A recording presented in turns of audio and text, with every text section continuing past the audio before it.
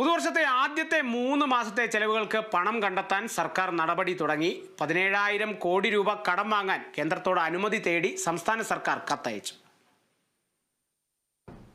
2024-2025 സാമ്പത്തിക വർഷത്തിൽ 37,512 കോടി രൂപ കടമെടുക്കാനാണ് കേന്ദ്ര സർക്കാർ സംസ്ഥാനത്തിന് അനുമതി നൽകിയിരുന്നത്.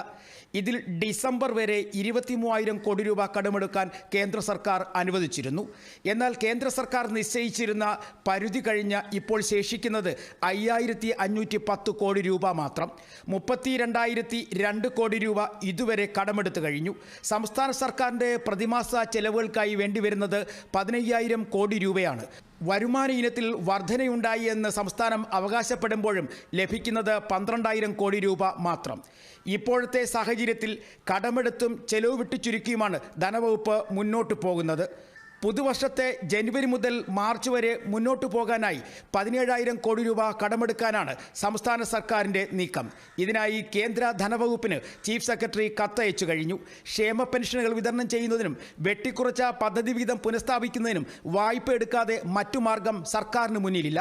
ക്ഷേമ പെൻഷൻ കുടിശ്ശിക സഹിതം നൽകണമെങ്കിൽ 910 കോടി രൂപയെങ്കിലും സർക്കാരിന് വേണം. Kerala vision news, Thiruvananthapuram.